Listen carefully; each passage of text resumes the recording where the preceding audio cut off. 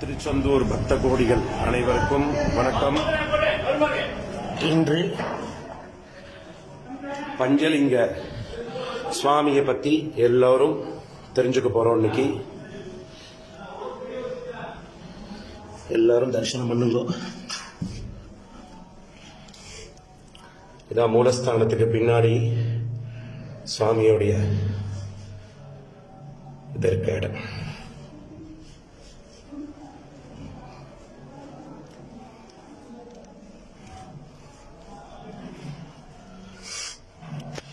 பஞ்சலிங்கத்துக்கு வந்தாச்சு. மூலஸ்தானம் எடுக்கக்கூடாது, சுவாமி எடுக்கக்கூடாது பஞ்சலிங்கத்தை. அதனால கீழே பிரபையோட காமிக்கிறேன். ரைட்டு. இந்த பஞ்சலிங்கத்தையோடைய மகத்துவம் என்ன அப்படின்னா, இங்க 5 லிங்கம் இருக்கு. அந்த 5 லிங்கத்தை நம்ம அதை பார்க்க கூடாதுங்கிறதுனால நேரடியாக வந்து பாருங்க, போட்டோ எடுக்கக்கூடாதுங்கிறதுனால சொல்றேன். இந்த இடத்துல வந்து முதல் லிங்கம் வந்து நிருதி, 2வது லிங்கம் நிருதி, அப்சு, தேஜு, வாயு, ஆகாசம்னு பஞ்சபூதங்களே இங்க பஞ்சலிங்கமா இருக்காரு. இந்த பஞ்சலிங்கத்தை யார் நித்தியப்படியும் பூஜை பண்றதுன்னா, அந்த இடம் போய் காமிக்கிறேன். பஞ்சலிங்கத்துக்கு பின்னாடி இன்னொரு குகை இருக்கு, அந்த குகையை காமிக்கிறேன். இங்க பாருங்க, மெதுவா பாருங்க. மேல துவாரம் தெரியுது பாருங்க.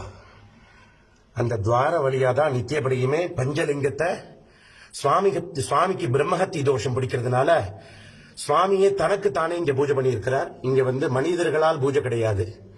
இந்த இடத்துல வந்து முதல் காலத்துல தேவேந்திரன் சர்ப்பரூபமாகவும், 2வது ஜாமத்துல இந்திராணி சர்ப்பரூபமாகவும், 3வது ஜாமத்துல பிரம்மதேவர் சர்ப்பரூபமாகவும், 4வது ஜாமத்துல நந்திதேவர் சர்ப்பரூபமாகவும் பூஜை பண்ணிட்டு இருக்கக்கூடிய ஒரு அபூர்வமான லிங்கம். இந்த இடத்துல பார்த்தீங்கன்னா பெரிய குகை இருக்கு மேல. இந்த குகை பார்த்தீங்கன்னா உலகத்திலேயே எல்லா கோவிலுமே ஸ்டோன் ராக்கு, கருங்கல்லால் கட்டப்பட்டது அல்லது கருங்கல்லால உருவானது சொல்லலாம். ஆனா வேர்ல்டுலயே நேச்சுரல் ஆஃப் டெம்பிள்னா இந்த கோவில் ஒண்ணுதான், திருச்செந்தூர் கோவில். பஞ்சலிங்கத்துக்கு மேல ஒரு பெரிய குகை இருக்கு, யாரும் பார்த்திருக்க வாய்ப்பில்லை. அதுதான் உங்களுக்கு நான் இப்ப காமிக்கிறேன் பாருங்க. இந்த இடத்துல வந்து சுவாமி வந்து த சாண்ட் ராக்குள்ள உள்ள இருக்கார். The sand rock meaning is சந்தனமலை. சந்தனமலையை கொடைஞ்சு அதுக்கு கீழே பிலோ எர்த்துல தான் சுவாமி திருச்செந்தூர் முருகன் இருக்கார். இந்த இடத்துல பார்த்தீங்கன்னா பவழப்பாறையா இருக்கும். இந்த பவழப்பாறையை தான் கொடைஞ்சு அதுக்கு கீழே பிலோ எர்த்துல இருக்கார். இந்த இடத்துல வந்து சுவாமி வந்து குகைக்குள் இருப்பதனால் அவர் பேர் குஹன்னு பேரு. இந்த இடத்துல வந்து சுவாமி வந்து இந்த திருச்செந்தூருக்கு மட்டும்தான் இந்த இடம் பொருந்தும். சுவாமி வந்து பெரிய குகையை கொடைஞ்சு அதுக்கு கீழே பிலோ இடத்துல இருக்காரு. அது உங்களுக்கு லைவா காட்டுறேன். அப்படியே பாருங்க. இது வந்து ரொம்ப அரிய வகையான பாறை. இந்த பாறை வந்து எத்தனையோ யுகங்களா இருக்கு. இந்த பாறை கீழே சுவாமியை வந்து நம்ம காதை வச்சு கேட்டோம்னா எத்தனையோ கோடி மந்திரங்கள் இந்த பாறை வந்து கேட்டு இருக்கு.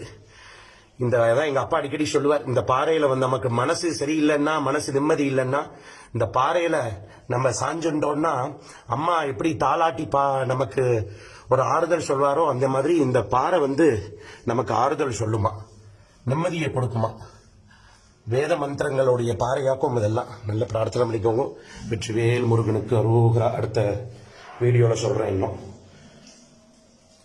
இந்த துவார வழியா தான் நித்தியபடியும் சர்ப்ப ரூபத்துல சுவாமி வந்து பூஜை பண்ணிட்டு இருக்கார். இந்த பெரிய துவாரம் இருக்கு பாருங்க. திருச்செந்தூர் முருகனுக்கு அரோகரா. இன்னும் அடுத்த வீடியோல இன்னும் 102 அதிசயம் சொல்றேன்.